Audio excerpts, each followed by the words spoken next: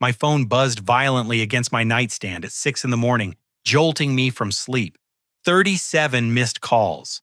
Text after text, flooding my screen like desperate confessions. Call us now. Emergency? We need to talk, Braiden. I sat up in bed, staring at the cascade of messages from numbers I hadn't heard from in months. My parents, my sister Emma, even my Aunt Carol, who never contacted me unless someone died. But I knew exactly why they were calling, and it had nothing to do with an emergency. 5 years ago, they chose Emma's surprise engagement party over my valedictorian graduation ceremony. My mother's words still echoed in my mind like broken glass. Stop being so selfish. Your sister only gets engaged once, but you'll graduate eventually. My father had shrugged with casual cruelty. Smart kids don't need their families there. You'll be fine on your own like always. This morning they finally discovered what being fine on my own actually meant. 5 years earlier, I bounded down the stairs of our modest 2-story colonial in suburban Ohio, clutching the letter that would change everything. At 18, I thought family meant unconditional support, that achievements were celebrated together, that being valedictorian mattered to the people who raised you. How naive I was. Mom, Dad, you're not going to believe this. I called out, finding them in the kitchen where morning sunlight streamed through yellow curtains my mother had sewn herself. My father sat hunched over his laptop, reviewing insurance claims in his wrinkled polo shirt, while my mother scrambled eggs at the stove, her graying hair pulled back in the same practical bun she'd worn for decades. I got it, I announced, waving the official school letterhead. Valedictorian. I'm giving the graduation speech. The words tumbled out in breathless excitement. And there's more. Stanford offered me a full ride. Full scholarship, everything covered. Room board, tuition, everything. My mother glanced up briefly from the skillet. That's nice, honey. Her tone suggested I'd announced finding a decent parking spot. Nice, I laughed, certain she hadn't processed the magnitude. Mom, this is Stanford. Do you know what this means? And valedictorian means I had the highest grades in my entire class. I beat 322 other students. My father didn't look up from his screen. Your sister's coming over today. She has news. Before I could respond, Emma burst through the front door with her signature dramatic flair, her blonde highlights catching the light as she practically bounced into the kitchen. At 24, she possessed the kind of effortless confidence I'd always envied, the ability to command attention simply by existing. Her boyfriend Kyle trailed behind her, fidgeting with something in his jacket pocket. Everyone sit down. Emma announced, her green eyes sparkling with barely contained excitement. We have something huge to share? My parents immediately abandoned their morning routine, gathering around the kitchen table like Emma had summoned them to witness a miracle. Kyle dropped to one knee, right there on our linoleum floor, producing a ring box with theatrical precision. Emma Patricia Morrison, he declared, his voice trembling with emotion. Will you marry me? The kitchen exploded in squeals and tears and embraces. My mother clutched her chest as if her heart might burst from joy. My father actually stood up to shake Kyle's hand, grinning wider than I'd seen in years. Emma sobbed happy tears, extending her left hand to admire the diamond that caught kitchen light like captured starlight. I stood frozen in the doorway, still holding my Stanford acceptance letter, watching my family celebrate like they'd won the lottery. 20 minutes passed before anyone remembered I existed. Oh, Braiden, Emma said, suddenly noticing me. Did you say something about school? I'm valedictorian, I repeated quietly, and I got into Stanford, full scholarship. That's wonderful, sweetheart, my mother said distractedly, still examining Emma's ring. Emma, we need to start planning immediately. When were you thinking? Actually, Kyle interjected, we want to do something soon, like really soon. We were thinking 3 weeks from now. My stomach dropped. 3 weeks? That's graduation weekend. Perfect timing, my father said. Everyone will be in town already.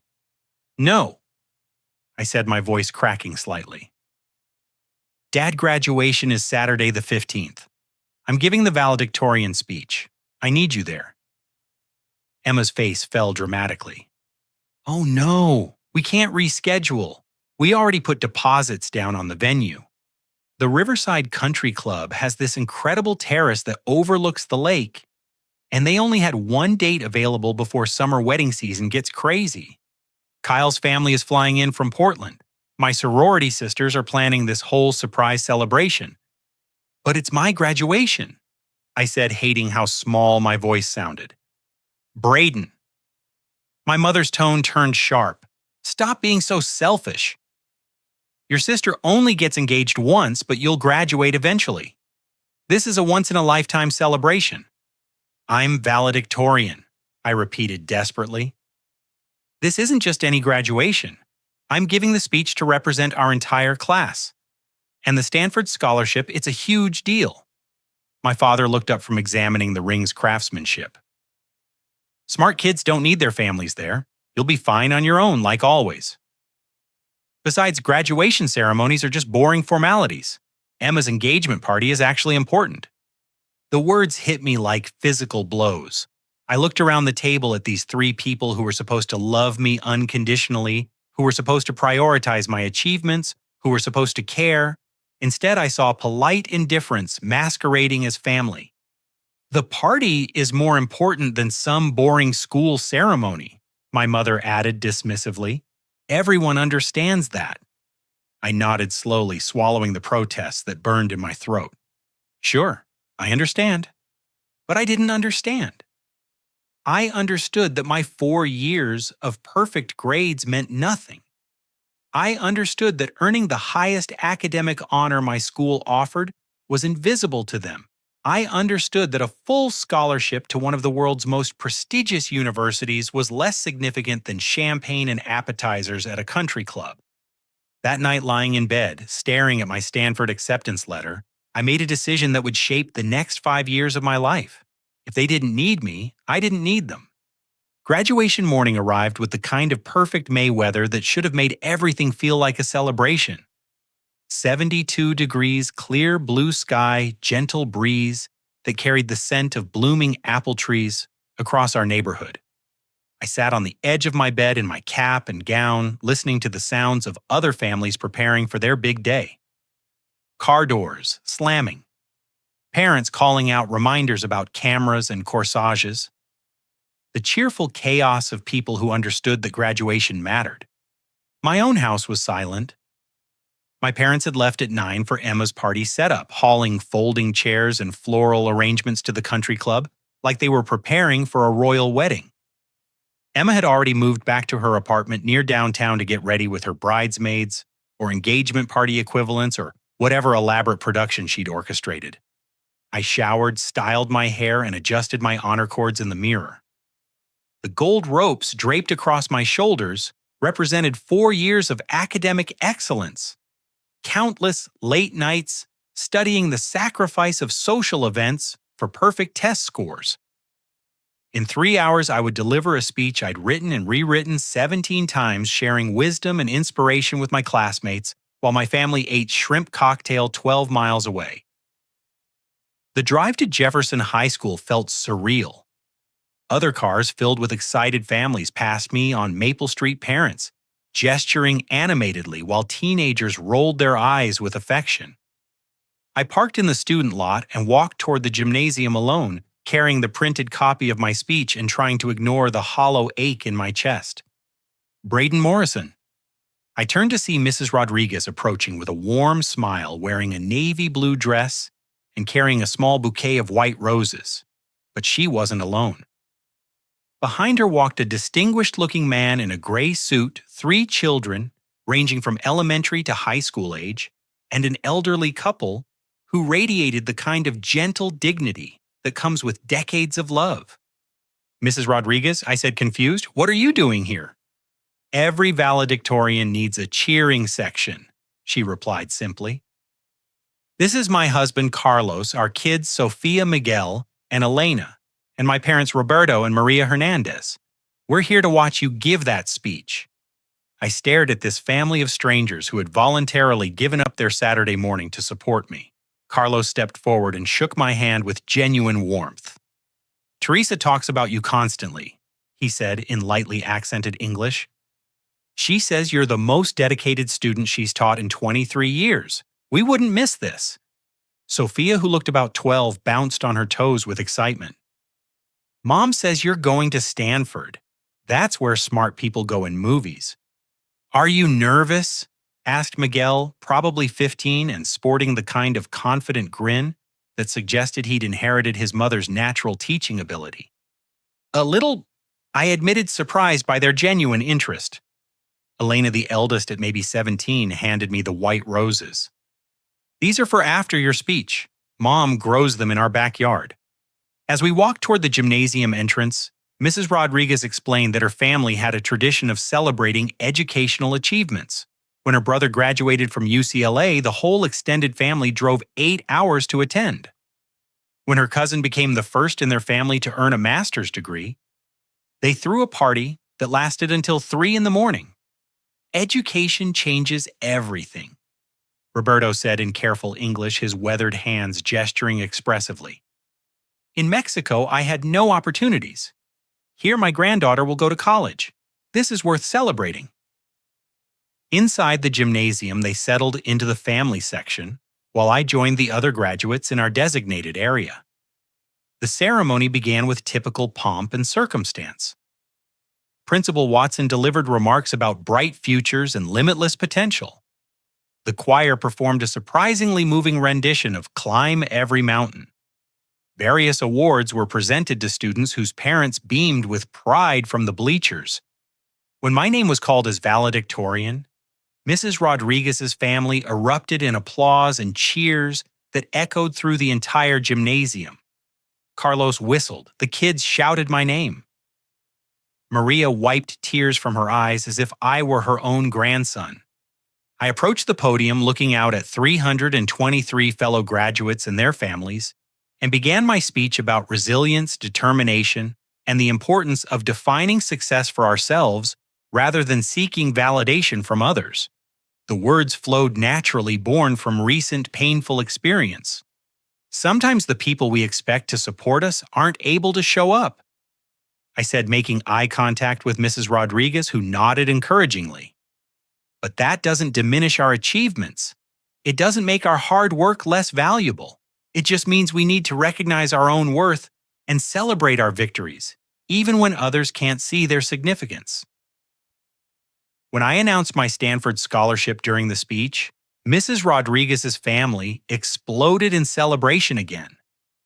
Other families turned to look at them, probably wondering how this Hispanic family had raised such an academically gifted young man. The irony wasn't lost on me. After the ceremony, Carlos insisted on taking pictures of our entire group. Mrs. Rodriguez stood beside me like a proud mother, while her children crowded around us with huge smiles. Other graduates and their families asked to take photos, with the valedictorian creating an impromptu receiving line that felt more genuine than any country club celebration. Dinner. Maria declared in her limited English, but her meaning was clear. They were taking me to dinner. We went to Casa Miguel, a family-owned Mexican restaurant where the owner knew Mrs. Rodriguez by name and insisted on bringing out extra appetizers when he learned about my graduation and scholarship. The family toasted my achievements with virgin margaritas and listened intently as I described my plans for Stanford.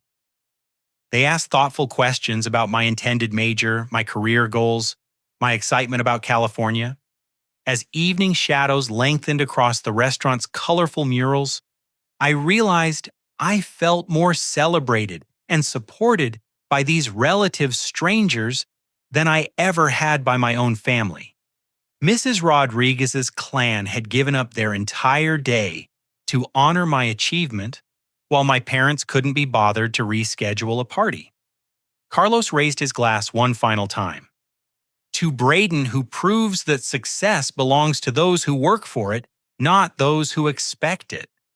That night, driving home to my empty house, I understood something fundamental about human relationships. Family isn't always about shared blood or legal documents. Sometimes family is a Spanish teacher who believes in your potential and a group of kind strangers who choose to celebrate your victories. Sometimes the people who claim to love you most are the least capable of showing up when you need them. Summer before college stretched ahead like an uncharted territory, 3 months of navigating dramatically shifted family dynamics while preparing for the biggest transition of my life. Emma's engagement party had been everything she dreamed of and more. 150 guests, a 7-piece jazz ensemble, ice sculptures shaped like swans, and a dessert table that probably cost more than my father's monthly salary. The local newspaper's society page featured a full-color photo of the happy couple cutting into a 3-tier engagement cake beneath twinkling string lights. I'd spent that Saturday evening alone in my room reading congratulatory emails from teachers and working on Stanford's required summer reading list. The house felt hollow without the usual family energy, like a theater after the final performance when only ghosts remain. 3 weeks later, the first crack appeared in my understanding of what had happened. My cousin Derek cornered me at our annual 4th of July barbecue, his expression confused and slightly accusatory. We stood near the dessert table while fireworks exploded over the neighborhood park, red and blue lights reflecting off his beer bottle. "Dude, what was up with graduation?" he asked bluntly. "Aunt Susan said you chose not to invite your parents. That seems weird even for your family's drama." I nearly choked on my apple pie. "What? She said you specifically told them not to come because you wanted to do it solo. Some kind of independent statement." Derek shrugged. "I mean, I get wanting space from parents, but graduation seems like a weird place to draw that line." My stomach twisted into knots. "Derek, they chose Emma's engagement party over my graduation. I begged them to reschedule. They said the party was more important than some boring school ceremony." His eyebrows shot up. "That's not what I heard. Uncle Mike said you uninvited them because you didn't want family there. Said you told them graduation was a personal achievement that you wanted to accomplish alone." I stared at him in disbelief. "They're lying. Why would they lie about that?" Before I could answer, my Aunt Susan approached with her characteristic bright smile and intrusive curiosity. "Braiden, honey, how are you feeling about Stanford? It must be exciting to start this independent journey after asserting yourself so clearly at graduation." "Asserting myself," I repeated carefully. "Your mother told me how mature you were about wanting to handle graduation on your own terms. She said you insisted that family presence would distract from your focus on personal achievement. Very grown-up perspective, really." I felt like I was living in an alternate reality where my words had been twisted beyond recognition, where my desperate pleas for family support had been rewritten as confident declarations of independence. The casual way she delivered this fabricated version of events suggested my parents had been telling this story to everyone. "That's not what happened," I said quietly. Aunt Susan's smile faltered slightly. "Oh. Well, sometimes families remember things differently." That evening, I confronted my parents in our living room, where they sat watching television, like nothing had changed, like they hadn't just spent 3 weeks rewriting history to make themselves look better. "Derek told me what you've been saying about graduation." I began without preamble. My mother didn't look up from her crossword puzzle. "I don't know what you mean. You told everyone I uninvited you. You said I chose not to have family there because I wanted to be independent." My father muted the television and turned to face me with patient condescension. "Braiden, that's essentially what happened. You made it clear that our presence wasn't necessary. I begged you to come." I said, my voice rising despite my efforts to stay calm. "I literally begged you to reschedule Emma's party. You said smart kids don't need their families there." "We never said that," my mother interjected smoothly. "You're misremembering things. We offered to attend your graduation, but you insisted that it would be better for you to handle it independently. You said something about not wanting distractions from your academic focus." I stared at them in amazement. They weren't just lying to extended family. They'd convinced themselves that their version was true. In their minds, they'd become supportive parents whose thoughtful son had chosen independence over family involvement. "That's completely false," I said. "Honey." My mother's tone turned patronizing. "Sometimes when we're stressed about big changes, we remember conversations differently than they actually happened. It's normal. You were probably nervous about the speech in college, and you're projecting those anxieties onto us." Emma emerged from the kitchen holding a bowl of ice cream, her engagement ring catching living room lamplight. "What's all the yelling about?" "Braiden seems to think we chose not to attend his graduation," my father explained. "He's confused about what actually happened." "Oh," Emma said with false sympathy. "I'm sorry you're feeling upset about that. But you know we supported your decision to do graduation solo. We thought it was really mature of you to want that independence." I looked around at these three people who had collectively decided to gaslight me about one of the most painful experiences of my life. They'd constructed an alternative narrative where they were supportive, and I was the one who'd chosen separation. The worst part was how seamlessly they'd synchronized their story like they'd rehearsed it. "I know what really happened," I said finally. "Of course you do," my mother agreed gently. "And we respect your choice to handle it independently. We always have. That night, I made a decision that would define my relationship with my family for the next 5 years. If they wanted to pretend I'd chosen independence, I would give them exactly what they claimed I wanted: real independence. Complete independence. I stopped trying to correct their story. I stopped seeking their approval or validation. I stopped expecting them to care about my achievements or milestones. If they needed to believe they were good parents who'd been rejected by an ungrateful son, I would let them live in that delusion." August arrived with the humid weight of impending change. While other college-bound students shopped for dorm supplies with excited parents and planned tearful goodbye dinners, I quietly packed my belongings alone. My parents treated my departure for Stanford like I was leaving for summer camp, offering casual waves and reminders to call occasionally. The drive to California was 1,800 miles of complete solitude, 3 days of highway stretching across America, while I listened to podcasts and planned my new life. No emotional airport send-offs. No family road trip filled with laughter and music. Just me, my packed Honda Civic, and the open road leading toward everything they'd never bothered to value. Stanford University sprawled across 8,680 acres of California paradise, all red tile roofs and sandstone buildings nestled beneath palm trees that seemed impossibly exotic to a kid from Ohio. Freshman orientation buzzed with nervous energy as 18-year-olds from around the world navigated their first taste of independence, most accompanied by hovering parents armed with cameras and credit cards.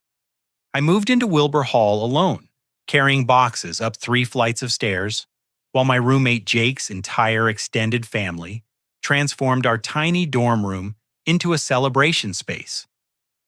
His parents had driven from Oregon with a cooler full of homemade cookies and enough school supplies to stock a small office.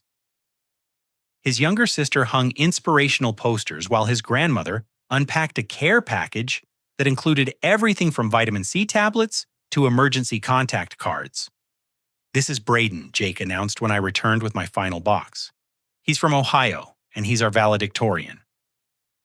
Jake's mother, a warm woman with laugh lines and flour permanently embedded under her fingernails, immediately pulled me into a hug. "Braiden, honey, where are your parents?"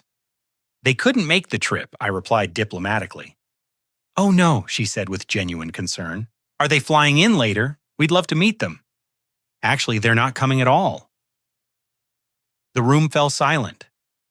Jake's family exchanged glances loaded with unspoken questions and sympathy. His father, a broad-shouldered man who worked construction, stepped forward and clapped my shoulder with gentle understanding. "Well, then you're stuck with us," he said simply. Jake's told us about his brilliant roommate, and anyone who earns valedictorian honors is family in our book. For the next 2 hours, they included me in every aspect of their move and process. Jake's mother made his bed, while simultaneously interrogating me about my dietary restrictions and homesickness concerns. His sister insisted on taking photos of Jake and me together, declaring that roommate bonds were sacred and must be documented. His grandmother pressed a container of her famous oatmeal cookies into my hands with strict instructions about proper storage and rationing. When they finally left for their hotel, the contrast between their overwhelming support and my family's absence felt stark. Jake noticed my melancholy immediately. "Want to talk about it, huh?" he asked while organizing his desk supplies. I told him everything. The graduation conflict my family's lies, the complete lack of interest in my achievements. Jake listened without judgment, occasionally shaking his head in disbelief. "That's insane," he said finally. "My parents would have driven through a blizzard to watch me give a valedictorian speech. How do people just not care about something that huge?" "I think they do care," I said slowly, working through thoughts I'd never articulated. "They just care more about other things. Emma's always been the star of the family. I'm the responsible one who doesn't need attention." "That's not how families should work," Jake said firmly. "Achievement deserves celebration, regardless of personality differences." That conversation marked the beginning of the most transformative period of my life. Freed from family expectations and disappointments, I threw myself into Stanford's incredible opportunities with focused determination. I double majored in computer science and business, maintained a 4.0 grade average, and began developing what would become my first entrepreneurial venture. The idea emerged during sophomore year Computer Science 106A. Professor Martinez assigned a project creating simple mobile applications, and I became fascinated with the intersection of technology and human behavior. While my classmates built basic games and utility apps, I designed something more ambitious, a platform that connected college students with local service opportunities, while tracking volunteer hours and creating professional networking opportunities. "This is way beyond the scope of the assignment," Jake said, watching me code until 3 a.m. for the 6th consecutive night. "You're building something that could actually work in the real world." He was right. What started as a class project evolved into a comprehensive application that solved real problems for both students and nonprofit organizations. I spent spring break refining the code instead of going home to Ohio, working in our empty dorm while other students visited family. My parents called twice during those 4 years. Once to ask if I could lend Emma money for wedding planning expenses, and once to inform me that my grandfather had died and the funeral was the following Tuesday. I declined the loan request and flew home for the funeral, sitting in the back of the church, while my family acted surprised to see me as if I were a distant relative who'd unexpectedly appeared. "Braiden looks so different," I heard my aunt whisper. "College has really changed him." They weren't wrong.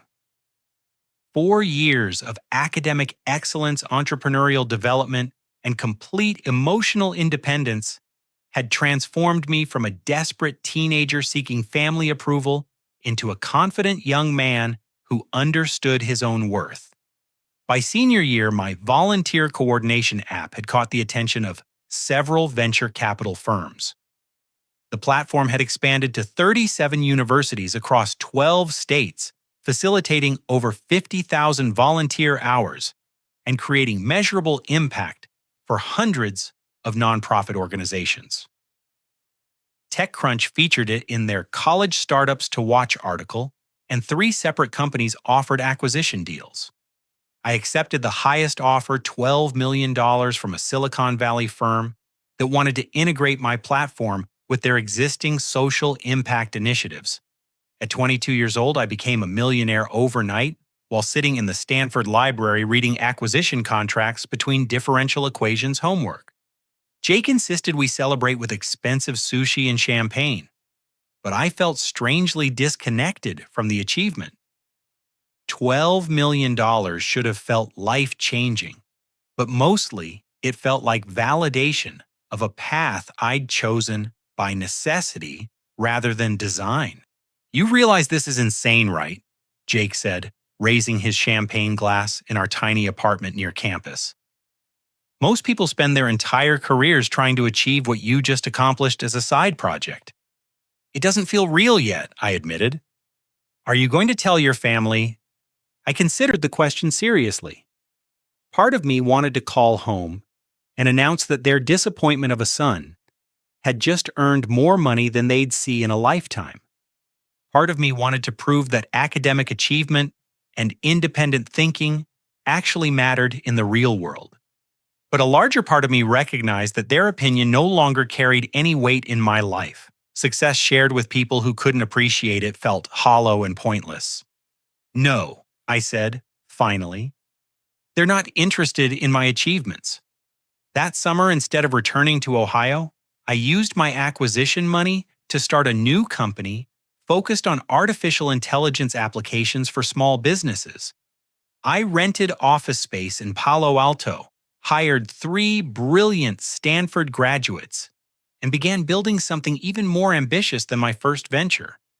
My parents continued treating me like an underachieving college student during our occasional phone conversations, asking vague questions about my classes and offering unsolicited advice about finding practical career paths after graduation. They had no idea I was already employing people paying corporate taxes and building technology that would revolutionize how small businesses managed customer relationships. The distance between my reality and their perception of me grew wider every month.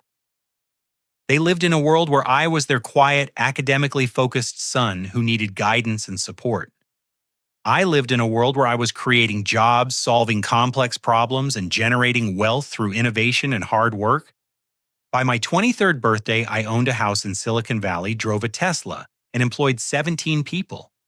My parents sent a card with $25 and a note suggesting I use the money to buy something nice for myself. I kept the card on my refrigerator as a reminder of how completely they misunderstood everything about my life. The venture capital world embraced my second company with enthusiasm that bordered on religious fervor. By age 23, TechFlow Solutions had developed artificial intelligence software that could predict small business customer behavior with 87% accuracy, automating everything from inventory management to marketing campaigns. What had started as 3 recent graduates working in a cramped Palo Alto office space had evolved into a 40-person company occupying 2 floors of a gleaming downtown building. Forbes called me a young visionary reshaping American commerce. TechCrunch featured TechFlow on their cover with the headline, "The Algorithm Whisperer." Investment firms competed to fund our expansion, offering valuations that seemed incomprehensible for someone who'd been eating ramen noodles in a dorm room just 2 years earlier. Meanwhile, my family's life in Ohio was quietly unraveling. Emma's marriage to Kyle had lasted exactly 26 months before imploding in spectacular fashion. The fairy tale engagement that had overshadowed my graduation ceremony led to a fairy tale wedding that cost my parents $38,000 money they'd borrowed against their house and retirement savings. The reception featured a 12-piece orchestra premium open bar and enough flowers to stock a funeral home. 230 guests witnessed Emma's dream come true beneath a canopy of white roses and twinkling lights. 18 months later, those same guests received divorce announcements via Facebook posts filled with vague references to irreconcilable differences and growing in different directions. I learned the truth through my cousin Derek, who called me unexpectedly one evening while I was reviewing quarterly profit reports in my home office. "Did you hear about Emma and Kyle?" he asked without preamble. Divorce Right Mom mentioned it briefly. "She caught him cheating with her maid of honor," Derek said bluntly. Apparently, it had been going on for months. Jessica felt guilty and finally confessed everything. Kyle didn't even try to deny it. I felt a complex mixture of emotions hearing this news. Part of me experienced vindictive satisfaction that Emma's perfect life had cracked apart, payback for years of being treated like the inferior sibling. but a larger part felt genuine sympathy for the pain she must be experiencing regardless of our complicated history. "How is she handling it?" I asked. "Not great. She moved back in with your parents and hasn't left the house in 3 weeks. Your mom says she just lies in bed watching Netflix and eating ice cream. The whole thing's been really hard on everyone." While Emma dealt with her romantic catastrophe, my father faced professional struggles that threatened the family's financial stability. The insurance company, where he'd worked for 19 years, downsized their regional office, eliminating his position along with 40% of their staff. At 54, he found himself competing with younger candidates for fewer available jobs, his decades of experience suddenly viewed as expensive liability rather than valuable asset. My mother's health began deteriorating under the stress of supporting both a heartbroken daughter and an unemployed husband. Her blood pressure spiked to dangerous levels, requiring medication and lifestyle changes that added medical expenses to their mounting financial problems. The woman who'd once dismissed my graduation as unimportant now spent her days managing family crises that seemed to multiply weekly. During our increasingly rare phone conversations, subtle hints about their financial difficulties began creeping into discussions. My mother would mention how expensive Emma's therapy sessions were, or how challenging it was to cover health insurance premiums without my father's steady income. She never directly asked for help, but the implications hung heavy in our conversations, like storm clouds gathering on the horizon. I listened to these updates with detached sympathy, offering generic encouragement, while privately marveling at how completely they'd failed to mention my own achievements. TechFlow had gone public 6 months earlier, making me worth approximately $50 million, according to Forbes' calculations. I owned a 4,000 square foot house in Los Altos Hills, drove cars worth more than their annual household income, and employed people across 3 states. Yet my family continued treating me like an entry-level employee who might need career guidance or financial assistance from older, wiser relatives. They had no idea that I could have solved all their money problems with a single wire transfer that represented less than 1% of my net worth. The disconnect reached surreal proportions during a Christmas phone call where my mother suggested I consider applying for internships at local tech companies to get my foot in the door in the industry. I was sitting in my home office at the time, reviewing acquisition offers from Google and Microsoft for TechFlow's intellectual property. "Technology is a competitive field," she said with maternal concern. "You need to be realistic about entry-level expectations." "I'll keep that in mind," I replied, watching my stock portfolio tick upward in real time on my computer screen. "Your father thinks you should consider moving back home after graduation to save money while job hunting. Living expenses in California must be astronomical for someone just starting out."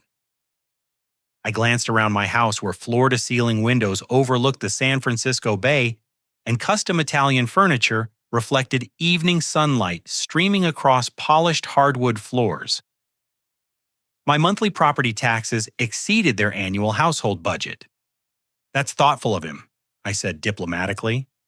The conversation continued for 20 more minutes, my mother offering advice about resume formatting and interview techniques, while I silently calculated that my passive investment income exceeded my father's former salary by a factor of 3. They lived in a reality where I was their struggling college graduate son who needed guidance navigating the adult world. I lived in a reality where I was building that world. The most telling moment came when my mother mentioned that Emma was considering taking a part-time job at a local retail store to help with expenses. "It's good for her to stay busy during this difficult time," my mother said, "and every little bit helps financially." I almost laughed out loud. My sister, who'd once declared that my academic achievements were less important than her engagement party, was now contemplating minimum wage employment, while her younger brother ran a company worth more than the gross domestic product of several small nations. The irony was delicious, but also deeply sad. Our family had become a collection of people living in completely separate realities, connected only by shared DNA and increasingly strained holiday obligations. That evening, I called Jake to share the surreal conversation with my mother. "Do they seriously not know about TechFlow?" he asked incredulously. "Your company was on the cover of 3 major magazines. Forbes profiled you twice." "They don't read tech magazines," I explained, "and I never told them about any of it." "Why not?" I considered the question carefully. "Because they wouldn't care. They'd find some way to minimize it or make it about them. My success doesn't fit their narrative about our family dynamics." "That's their loss," Jake said firmly. He was right, but loss seemed inadequate to describe the magnitude of what my family had missed. They'd chosen to dismiss my potential so completely that they'd become blind to my reality. Their own son had achieved financial success beyond their wildest dreams. Yet they remained focused on supporting my sister's recovery from a failed marriage to someone who'd cheated with her best friend. I hung up the phone and walked out to my infinity pool, watching city lights twinkle across Silicon Valley like earthbound stars. Somewhere in Ohio, my family was struggling with problems I could solve effortlessly while remaining completely unaware that solutions existed mere phone calls away. The distance between us had grown so vast that we might as well have been living on different planets, orbiting separate suns in entirely different solar systems. Forbes Magazine arrived at their doorstep on a Tuesday morning in late March, delivered along with utility bills and grocery store circulars in the kind of routine postal delivery that usually passed without notice. My mother, Patricia Morrison, signed for the package without examining the sender, assuming it was another medical insurance document or property tax statement requiring her attention. She was standing in their kitchen, still wearing the floral bathrobe she'd owned for 8 years, when she decided to flip through the magazine while her coffee brewed. The cover featured a sleek photo of young entrepreneurs beneath the headline, "30 Under 30 Tech Titans Reshaping America." She almost turned the page before a familiar name caught her eye in the subtitle listing. Braiden Morrison TechFlow Solutions, net worth $53 million. The coffee mug slipped from her hands, shattering against their linoleum floor in the explosion of ceramic shards and hot liquid. She stared at the magazine cover, reading and rereading those impossible words until her eyes watered from the strain. "Michael!" she called out in a voice that cracked with disbelief. "Michael, come here right now." My father emerged from their bedroom wearing his interview clothes, another gray suit that had seen better days, preparing for yet another meeting with a potential employer who would likely choose someone younger and cheaper. He found my mother standing motionless in the kitchen, surrounded by broken pottery, holding a magazine like it contained explosive secrets. "What happened?" he asked, reaching for paper towels to address the spilled coffee. "Look at this," she whispered, thrusting the magazine toward him with trembling hands. He adjusted his reading glasses and examined the cover, his expression shifting from confusion to shock to complete bewilderment. Our son's name stared back at them in elegant font, accompanied by numbers that seemed to belong in lottery winner announcements rather than family conversations. "This has to be a mistake," he said automatically.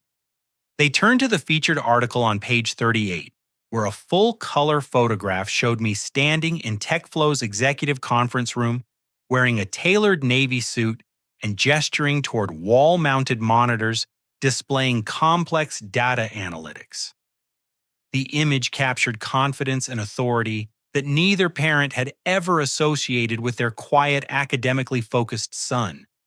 The article detailed TechFlow's revolutionary impact on small business operations, describing artificial intelligence innovations that had attracted attention from Fortune 500 companies and international venture capital firms.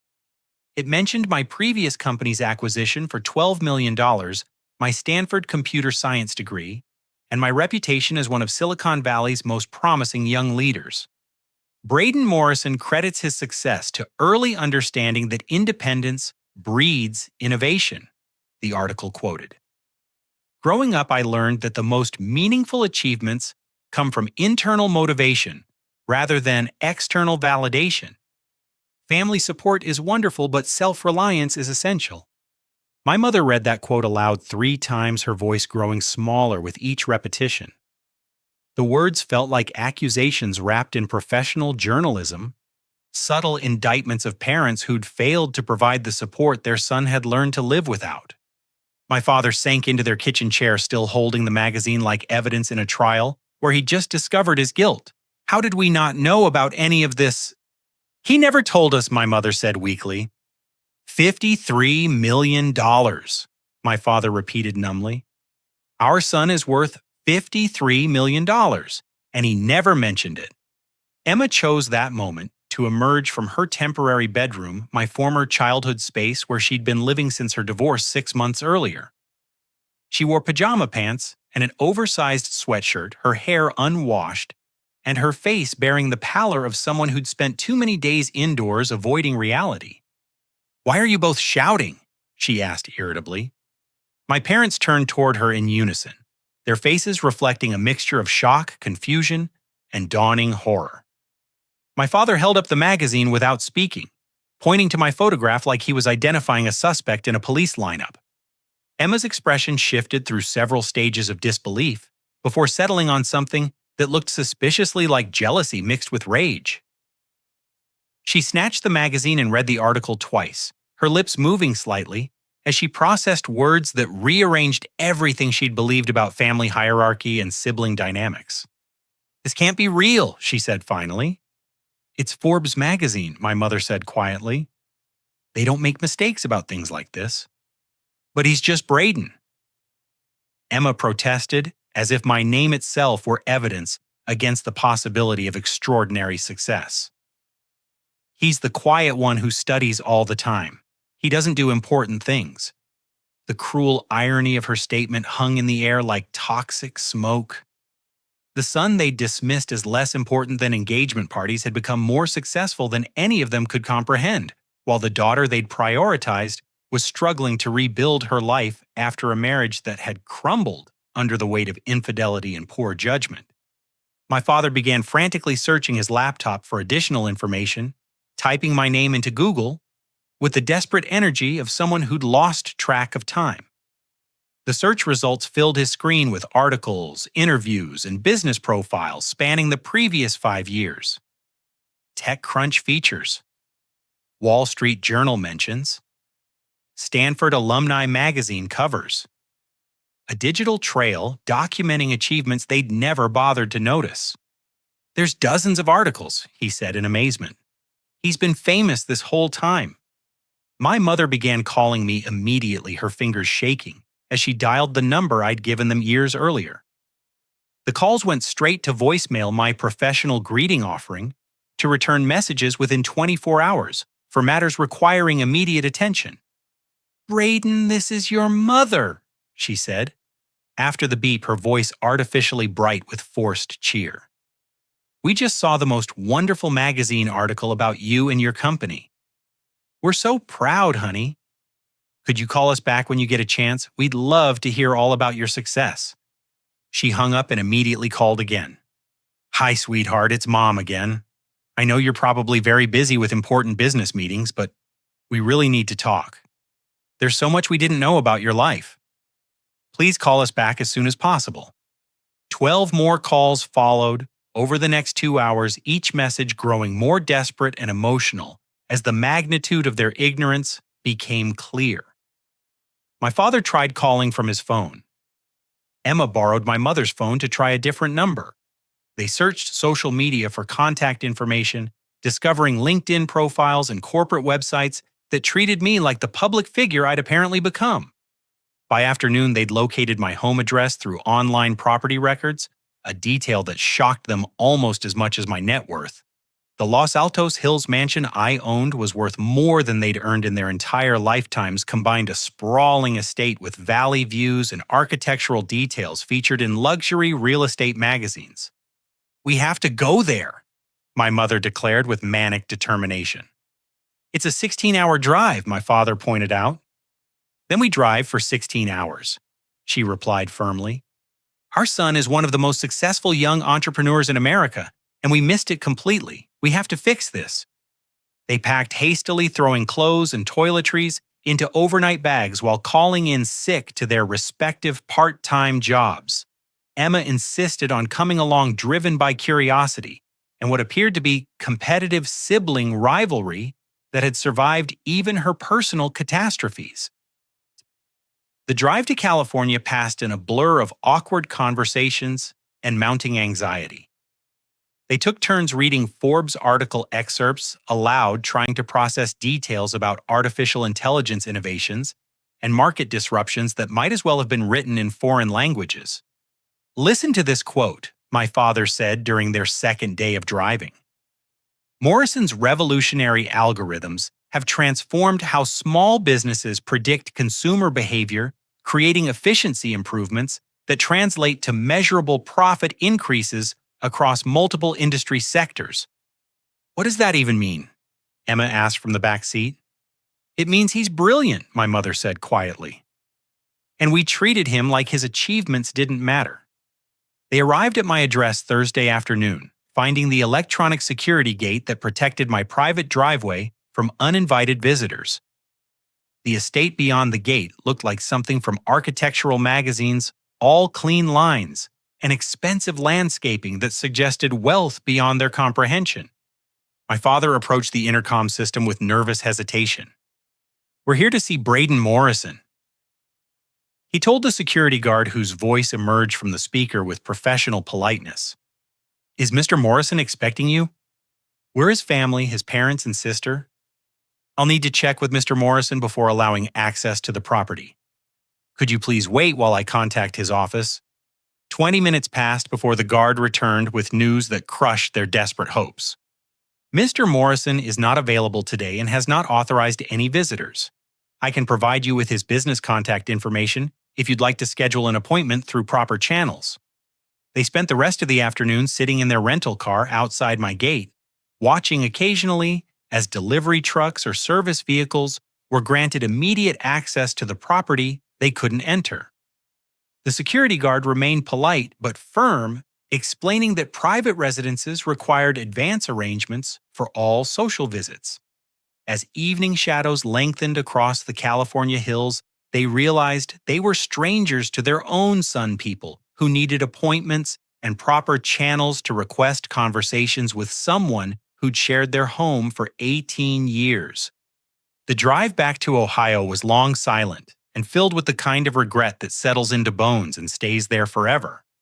I arrived home Friday evening to find their rental car still parked outside my security gate, 3 figures silhouetted against the sunset, like a tableau of patient desperation. My security guard had updated me throughout the week about their persistent presence, their daily attempts to gain access, their refusal to leave, despite clear instructions that visits required advance scheduling. For 5 days, they'd maintained a vigil outside my home, taking turns driving to nearby hotels for bathroom breaks and meals, returning immediately to resume their hopeful waiting. Other residents of our exclusive neighborhood had begun complaining about the unfamiliar vehicle camping near the entrance, treating my family like persistent solicitors who'd ignored no soliciting signs. I sat in my Tesla at the bottom of my driveway for several long minutes, watching them through tinted windows while deciding how to handle this unexpected confrontation with people who'd become strangers. Part of me wanted to drive past them entirely to maintain the protective distance that had served me well for 5 years. Part of me felt curious about what desperation had driven them across 17 states to sit outside my home like emotional refugees. Finally, I activated the gate and drove through parking in my circular driveway beneath the portico, where Spanish tile and limestone columns created an entrance more elegant than anything they'd probably seen outside magazine photographs. I emerged from my car wearing the tailored business suit I'd worn to a board meeting earlier, carrying a briefcase that cost more than their monthly mortgage payment. They approached with tentative steps, as if walking across sacred ground where sudden movements might trigger some kind of security response. My mother looked older than I remembered, stress lines etched deeper around her eyes, her hair grayer and thinner than it had been 5 years earlier. My father had lost weight, his clothes hanging loosely on a frame that suggested financial stress and irregular meals. Emma appeared hollow, diminished by divorce and disappointment, lacking the confident sparkle that had once made her the center of every room. "Braiden," my mother said, her voice cracking with emotion. "Thank you for seeing us." "You've been sitting outside my house for 5 days," I replied calmly. It seemed easier to talk than to call the police for trespassing. The words hit them like physical blows. My father flinched visibly. Emma looked down at her shoes. My mother's eyes filled with tears that she wiped away quickly, probably hoping to maintain some dignity in this surreal reunion. "We deserve that," my father said quietly. "We deserve much worse than that." I gestured toward the outdoor seating area beside my infinity pool, where comfortable patio furniture overlooked the Silicon Valley lights beginning to twinkle in the gathering dusk. We sat in a semicircle that felt like a therapy session or mediation hearing, formal and careful and loaded with unspoken accusations. "We saw the Forbes article," my mother began hesitantly. "We had no idea about your success, about your company, about any of it. We're so proud of what you've accomplished." "Are you," I asked with genuine curiosity, "or are you proud of the financial success because I was accomplishing things all along, you just weren't interested in them?" Silence stretched between us like a chasm that had taken 5 years to dig and might take decades to bridge. My mother tried several times to respond before finally managing to speak. "You're right," she said simply. "We failed you completely. We prioritized the wrong things. We made terrible choices that hurt you deeply, and then we made them worse by lying about what happened." The lying was the worst part, I admitted. Choosing Emma's engagement party over my graduation was painful but understandable. People make mistakes. "But then you told everyone I'd uninvited you that I'd chosen to exclude my family.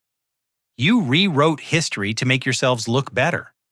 My father's shoulders shook slightly, and I realized he was crying silent tears that he tried to hide behind his hands. When he finally looked up, his face showed the kind of raw regret that comes from fully understanding irreversible mistakes. "We were embarrassed," he said.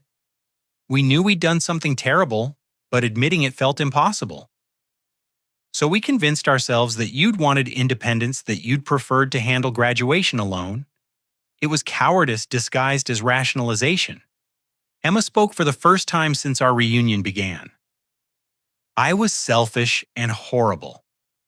My engagement party wasn't more important than your graduation. Nothing was more important than your graduation. You were valedictorian, you got into Stanford. You achieved everything any family should celebrate, and I made it about me instead." Her admission surprised me with its directness and apparent sincerity. The Emma I remembered was incapable of acknowledging her own faults, much less apologizing for them. "Divorce taught me some hard truths about priorities and relationships," she continued. "Kyle left me for someone who made him feel more important than I did. I spent our entire marriage focused on my own needs, my own happiness, my own desires." Sound familiar? The parallel wasn't lost on me. Emma had treated Kyle the way our family had treated me, prioritizing her own interests while taking his support for granted. The irony was both satisfying and sad. "I'm sorry," she said, meeting my eyes directly. "I'm sorry for the engagement party, for dismissing your achievements, for 5 years of pretending that you'd chosen this distance instead of acknowledging that we drove you away." We sat in silence for several minutes, watching the sun complete its descent behind the mountains that separated my new life from the place I'd grown up. The view from my pool deck encompassed more wealth and beauty than my family had probably seen in person, a daily reminder of how far I'd traveled from their world. "Mrs. Rodriguez walked me down the aisle at my wedding," I said eventually. Their faces registered confusion and pain in equal measure. "My high school English teacher. Since my family wasn't available to attend my graduation, her family adopted me for the day. They cheered when I gave my speech, took me to dinner afterward, treated me like my achievement mattered. When I got married last year, Mrs. Rodriguez was the obvious choice to represent parental support. The revelation devastated them." My mother pressed her hand to her mouth as if trying to contain a sob. My father stared at the ground like he was contemplating digging a hole and disappearing into it. Emma closed her eyes completely. "We missed your wedding," my mother whispered. "You didn't miss it," I corrected gently. "You weren't invited. Just like I wasn't wanted at Emma's engagement party." "That's not the same thing," Emma protested. "Isn't it you prioritized your celebration over my milestone? I prioritized my celebration over your presents. The only difference is that I learned the lesson you taught me." The conversation continued past midnight, moving from accusations to explanations to tentative discussions about potential paths forward. They wanted immediate forgiveness and restored relationships, the kind of Hollywood reconciliation, where emotional music swells and everyone hugs tearfully. I wanted accountability, changed behavior, and realistic expectations about rebuilding trust that had been systematically destroyed over many years. "I don't need you anymore," I told them honestly. "I built a life, a career, a marriage, everything important without any input or support from you. That's not anger talking, it's just reality. I learned to be successful independently because dependence on your approval or validation was too painful." "But we want to be part of your life now," my mother said desperately. "Why, because I'm wealthy. Because ignoring me became embarrassing once other people recognized my achievements. Because you're our son," my father said firmly. "Because we love you, even though we did a terrible job showing it. Because we want the chance to do better, to be the family you deserved all along." I studied their faces in the soft lighting from my outdoor fixtures, looking for signs of genuine change versus situational remorse. People experiencing consequences often claim to have learned important lessons, but real transformation required more than regret about outcomes. "If we rebuild any kind of relationship," I said carefully, "it will be on completely different terms than before. I'm not the desperate teenager seeking your approval anymore. I'm a successful adult with clear boundaries and no tolerance for manipulation or conditional love." "We understand," my mother said quickly. "Do you, because part of me thinks you'll go back to Ohio and gradually return to old patterns once the shock wears off.